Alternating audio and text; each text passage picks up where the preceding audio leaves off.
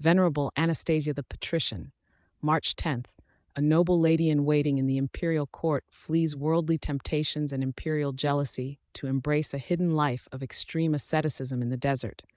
A heads up in the spirit of transparency. Please be advised that this content may include extreme asceticism. Our Venerable Mother, Anastasia the Patrician, is commemorated by the Orthodox Church on March 10th. She lived in the 6th century, a time of significant spiritual flourishing and imperial grandeur.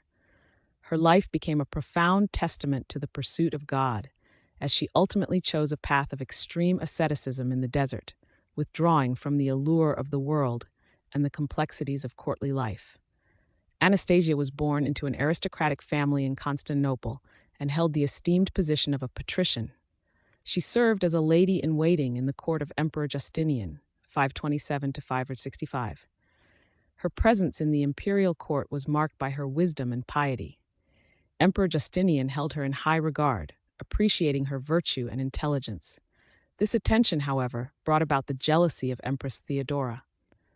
Anastasia, discerning the potential for discord and valuing her spiritual peace above all else, made a decisive choice to depart from this environment. She resolved to leave Constantinople secretly. Taking a portion of her wealth, she boarded a ship bound for Alexandria. Upon her arrival in Egypt, she established a monastery for women in the desert region outside the city. There, she guided a community of sisters in a life of prayer and spiritual discipline. She dedicated herself to God in this new setting, fostering an environment of devotion and ascetic practice for many years. Years passed in this monastic endeavor. After the repose of Empress Theodora in 548, Emperor Justinian began to seek Anastasia, desiring her return to the imperial court. Learning of his search and valuing her solitude and hidden life above the world's recognition, Anastasia knew she must withdraw further. Her heart was set on deeper communion with God, unhindered by worldly concerns or human praise. She sought refuge deep within the desert, journeying to a remote monastic settlement known as a skete, under the spiritual guidance of the renowned elder, Abba Daniel. Abba Daniel, understanding her profound desire for hidden asceticism and seeking to protect her from discovery, led her to a secluded cave. He instructed her to remain there in prayer and solitude, allowing nothing to distract her from her spiritual struggle. To further ensure her anonymity and to guard against any worldly intrusion, she adopted the guise of a eunuch, living under the male monastic name Anastasius. For 28 years, she endured a life of severe asceticism in this profound isolation.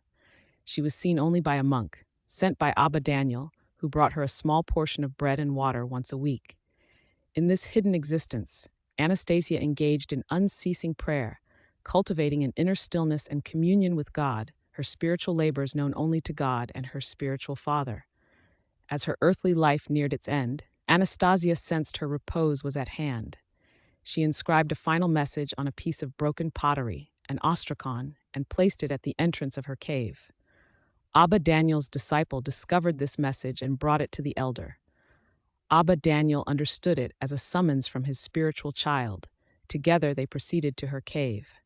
There, Anastasia received Holy Communion, blessed them, and reposed in peace, her long spiritual struggle brought to its blessed conclusion. While preparing her body for burial, Abba Daniel and his disciple discovered her true identity as a woman. Astonishment filled them at the revelation of her decades of secret struggle and spiritual fortitude. Her final letter explained her life story, detailing her journey from the imperial court to the profound solitude of the desert. Abba Daniel shared her story with his other monks, presenting her life as an example of profound piety, endurance, and hidden holiness in Christ, inspiring them to greater spiritual effort.